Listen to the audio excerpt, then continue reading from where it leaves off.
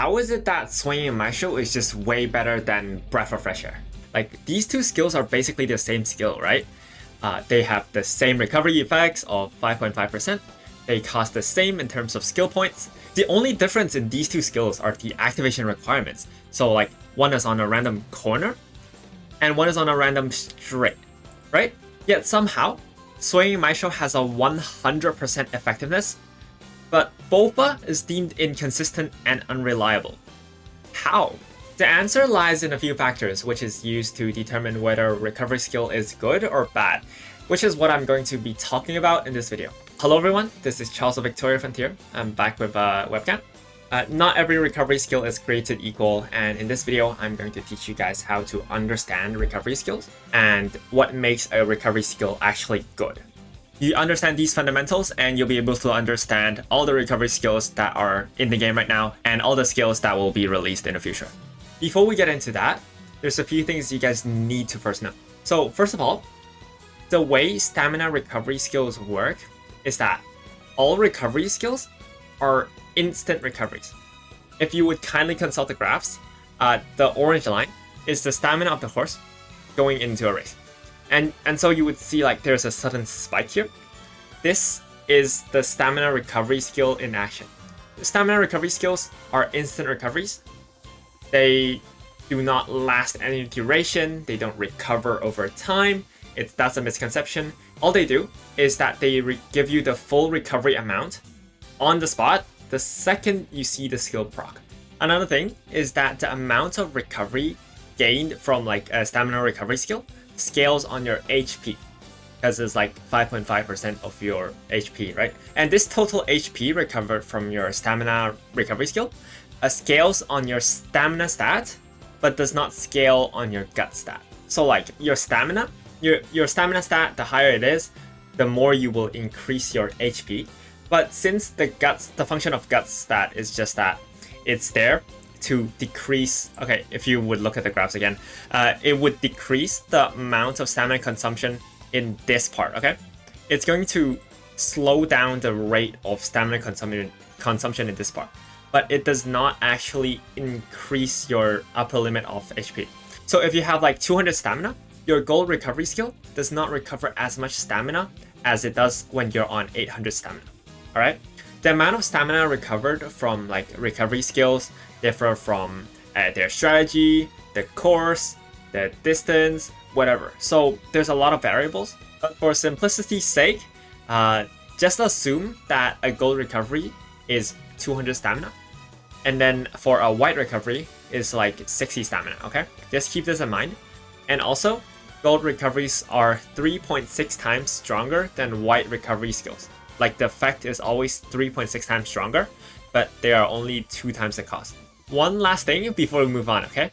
This is the most important one. Almost every single skill in the game falls into one of two categories, okay? It's either a conditional skill, aka it activates when she's doing something at a random point, or it's a trigger skill, which means that the second they do that thing or achieve that goal, it'll trigger. If we go into here, we switch into Encloser, and we buy the skill, notice this spike, okay? Every single time I click on it, it's always there. It always activates the second she touches the downhill. It doesn't even activate at a random point on that slope. It always activates, okay? I'm just spamming it. It's always here. It's always here. It never changes. But for conditional random skills, for example, Special Week's Gorman, you guys probably have seen it a lot. Her conditions has to be, okay, Pace Chaser. She fills the Pace Chaser, so I change to Pace Chaser here. And then the other condition is phase random equal to 1. So 0 is the early game, 1 is the middle game, and 2 is the late game, okay? As such, if I buy the skill, she activates randomly, right? You'll see this spike is moving everywhere, okay? This spike is activating everywhere. So now that we know this, what can we understand out of this? As we already know, recovery skills are only effective if they activate before the late game. I know some people here doesn't understand this. I'm going to quickly explain this. Late game is like the last 33% of the race. This line here separates the mid game from the late game, and so anywhere after this line, any recovery that activates will not be an effective recovery. If she thinks that she has enough stamina to maintain the top speed from like the point of late game, like so that line, all the way until the finish line, if she has enough stamina, she's going to perform what's called a full spurt. But if she doesn't have enough stamina, she's going to delay her spurt or spurt at a slower speed for this 33% of the track. Alternatively, there's also a third ending where she has just enough stamina for full spurt, but then get hit by a stamina drain debuff from like a nice nature. And so when the moment she runs out of stamina, she's going to start trotting. Either way, running out of stamina equals death. Just with all that, we already established all the requirements to what makes a good stamina recovery skill. For good stamina recovery skills, we need it to pop at a correct timing. It cannot have a chance to pop at the late game. And then we also want the requirements to be as simple as possible. For example, if the trigger is on a downhill and the downhill is confirmed to be before the late game, then that skill 100% of the time is going to trigger before the late game because that's the downhill. So now you know, recovery skills need to be consistent. They need to activate at a correct timing, so before the late game, always. And you also want it to have loose requirements. That's all it takes for a recovery skill to be good. If you're enjoying the content and want to support me, you can do so by buying me a coffee. I actually haven't earned a single dollar from YouTube yet. The process is really slow, and I'm looking to start streaming. All of this will go into upgrading my setup and giving you guys more content. The link is down in the description, you guys can check it out. If you're smart, you'll probably notice something fishy here. You'll be like, hold on a minute, Charles, are you trying to spread misinformation? Breath of fresh air is bad, I understand, because straight random equals to 1, so it activates on any random straight, so that means it can either activate immediately out of the gate, before you even spent 5.5% stamina, it's gonna immediately recover, and then it's going to overflow, so that's one instance of it being bad. Another instance is Breath of Fresh Air activating in the late game, which means that it's going to not be an effective recovery. So Breath of Fresh Air is bad because it can activate both in the early game and in the late game. But doesn't Super Creek's Swinging Maestro have the same problem? The answer is a no, and I think it's better for you to see it for yourself than taking my word for it, so we're going to jump straight into a race here. So if you go into a race, this is Tokyo 2400 meters, left turn, the conditions for Derby, you would find out that around here, right? We are entering the first corner. 1 Swinging Maestro, 2 Swinging Maestro, 3, 4, 5, 6 Swinging Maestros. There are only 9 Umas in the lobby. 8 of them have Swinging Maestro. 6 of them activate on the first corner. The rest will never activate. Because this is Swinging Maestro. Swinging Maestro will only activate on the first corner the Uma touches if there are only 4 corners in a race. So in this case, Tokyo 2400 meters only has 4 corners. And so it will activate on the first corner. And anywhere on that first corner, it has a random chance of activating. However, if you're on, like, for example, a long race with maybe 5 corners, like if the course is long enough that Uma touches 5 corners, it will instead not activate on the first corner, but it will activate on the 4th corner from the back. So if there's 5, it's gonna activate on the 2nd corner the Uma touches. This is a phenomenon that is pretty hard to notice, but yeah, this is how skills work. This is how Swinging Maestro works. And you should know that because it's very different from like the skill description and what it says, right? It says like random corner or whatever, but it's actually not true. Guys, so just now, we were on Tokyo 2400 meter, right? Left turn. So this was 1 corner, 2 corners, 3 corner, 4 corners. So all of the Swinging Maestros activated right here, right? And now we're going to head to Nakayama. We're going to head to Nakayama 3600 meters, the longest race course in Umamusume, and then we are going to see where Bofa and where Swinging Maestro is going to pop, okay? In theory, since this course has, oh my goodness, how many corners? 1, 2, 3, 4, 5, 6, 7, 8. This course has 8 corners. So in theory, if we start like right here, right? We start here, and then the finish line is right here. We start on the first lap. We go here, and then this is like four corners. And then since this course has 8 corners, because this is like a very long course, this course has 8 corners. We will pass over 8 corners. We are supposed to pop our Swinging Maestros on lap 2 right here, okay? So now we're going to head towards the Nakayama racecourse, and I actually prepared a room match where everybody here has Swinging Maestro and Bofa, okay? Bofa, corner recovery, straightaway recovery, Swinging Maestro, Bofa, bot, Swinging Maestro, Bofa. All of these have both of these skills, okay? So now we're going to see like where the Bofas pop, right? This course has 8 corners. We're on the first straight, first corner, second corner, then opposite straight. Now around here, there's the first Bofa. This pop like here. This is a good timing. Second Bofa, good timing, cool. This course is long. Third corner, fourth corner. And still no Maestro, guys. And at home stretch, straightaway recovery, the third one, the third Bofa, okay? 50% mark. Now we're entering the 5th corner, okay? One Swinging Maestro, curvature, second Swinging Maestro, third, fourth, curvature, 5th, 6th. All 6, like the majority of the Swinging Maestros all just pop at the same corner, okay? Now we're entering the late game, so any recovery skills that pop after this time is going to be useless, okay? Is there going to any... Okay, my Rudolph pop Bofa, so this this recovery skill was useless. And then a second Maya pops Breath of Fresh Air, and this was also useless, okay?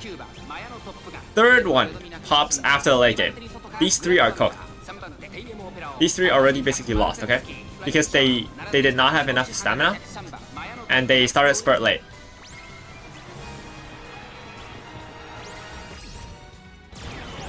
Okay, another Bofa on the home stretch.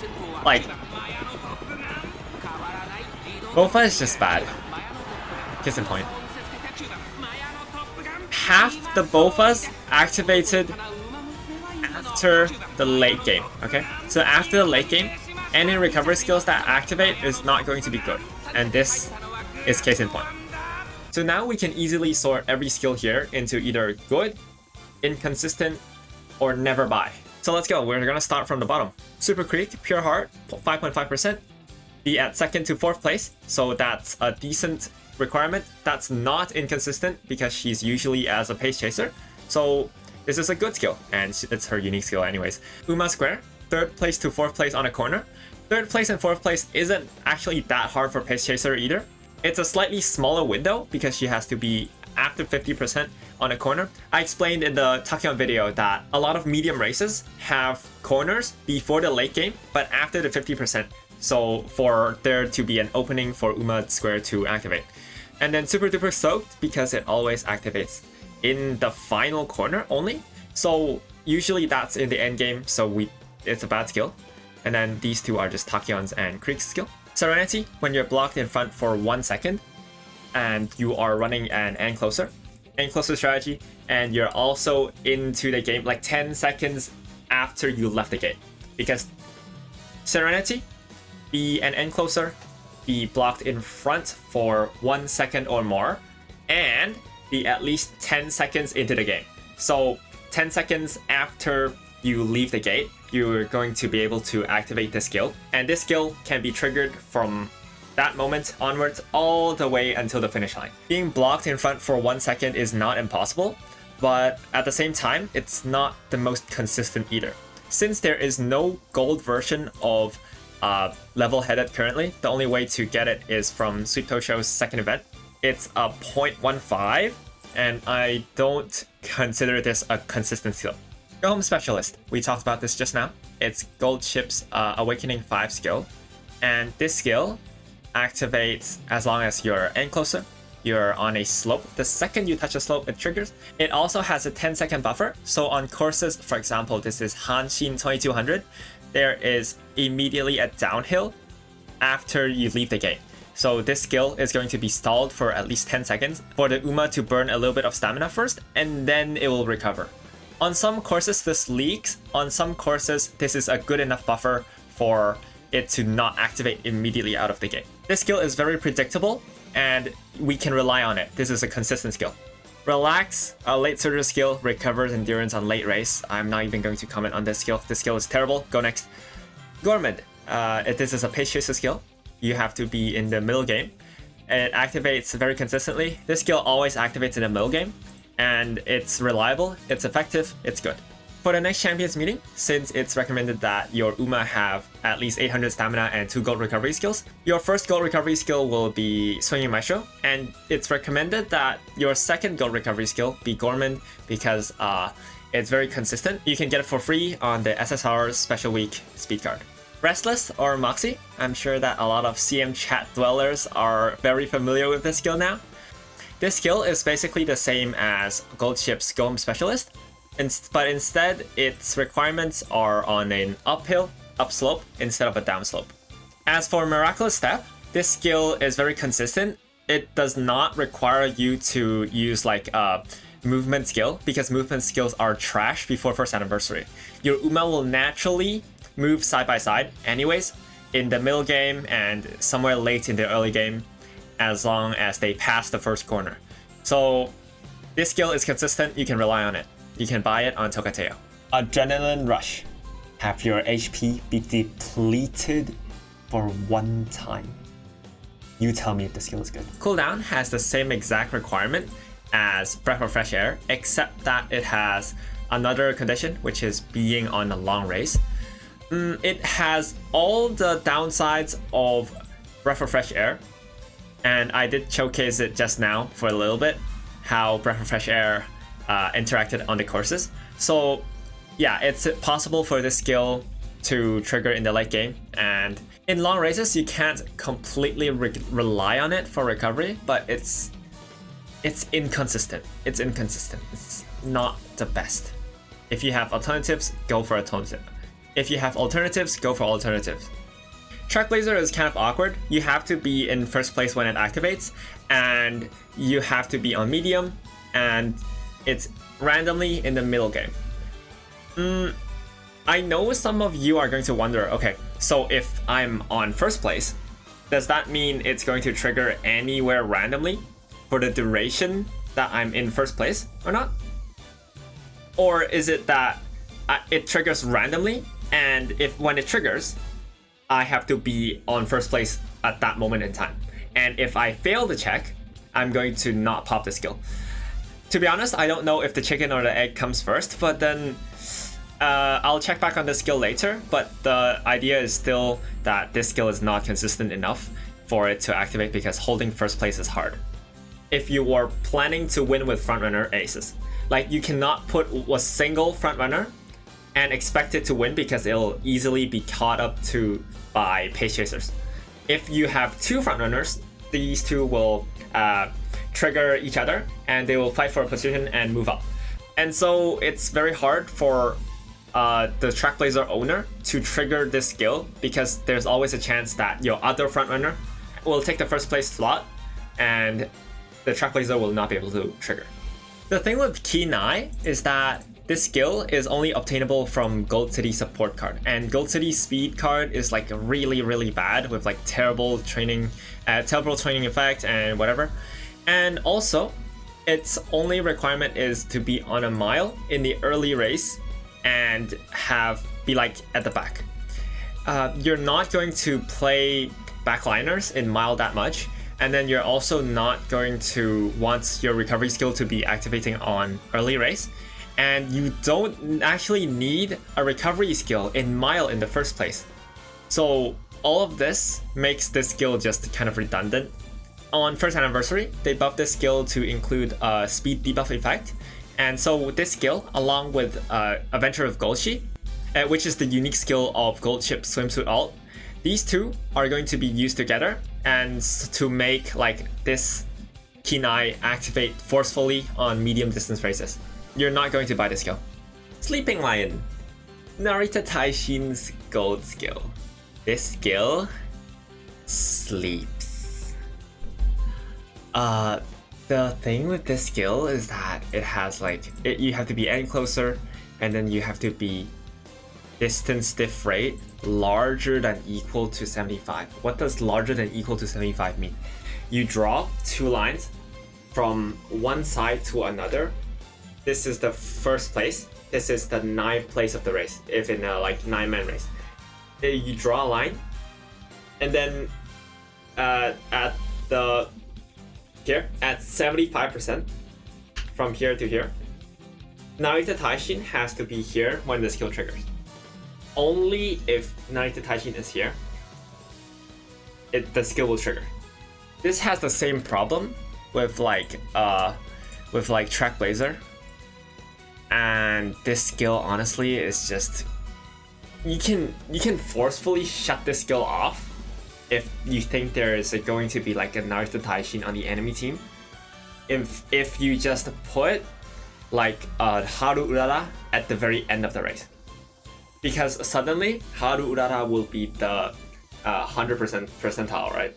And then you stretch the line, and then everybody will be packed here, and then Narita Taishin will be at like a 30% at distance diff rate, and so this you can just forcefully make the lion sleep. Narita Taishin is a very strong long racer due to her having the encroaching shadow, and encroaching shadow is a very, very strong skill in long races. However, her only weakness is that sleeping lion just sleeps sometimes, and you can't 100% rely on it. Whenever your lion sleeps, your Taishin just dies on the spot, which is... Narita Taishin is a strong character in the Spring Tenno Show Champions meeting, and also on mile races because of encroaching shadow, but her weakness is that sleeping lion sometimes just sleeps, and okay, I wouldn't say it's super unreliable. Keeping yourself at the back is not the hardest, but you're kind of griefing yourself if you don't push yourself forward. Do you get me? If you're an encloser, you want to catch up earlier and not fall back too much, but if there's this skill, you're kind of forced to stay behind, which is awkward. I would say that this skill has like something, I would compare this skill to like Breath of Fresh Air in terms of how reliable it is. Sometimes it doesn't work, and sometimes your life depends on this skill, and sometimes it will disappoint you. That's my rating of this skill. If you have other means of getting a second gold recovery, certainly do so. But in long races, I don't think there is another way of getting a second gold recovery. It's super hard to find another one. So sometimes, most of the time, you're going to be forced to use this. Race Planner. Pace Chaser skill, be at 1st to 5th place, it at a random point in the middle game. Heal instantly. No strings attached, good skill. Reliable, effective, strong. Calm and Collected, another Pace Chaser recovery skill.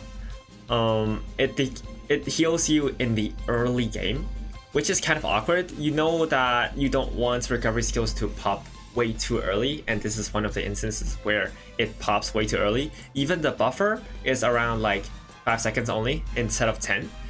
So there is a pretty high chance of you just leaking that stamina.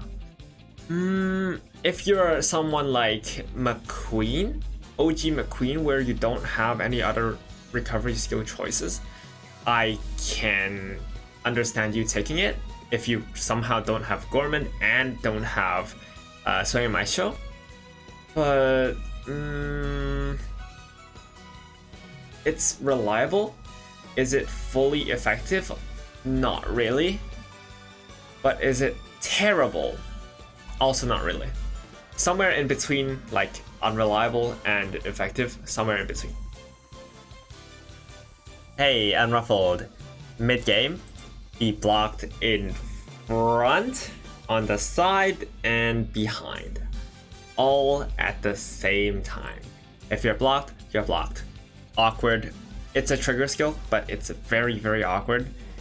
In theory, the easiest way for this skill to trigger is to have your Uma just be stuck between one Uma and another Uma in front and back, and then some guy pass you on a corner, and then some guy is trying to overtake you from the outside, and then so they sweep past all three of you, and then this moment will lead to you being stuck in front of 3 Umas.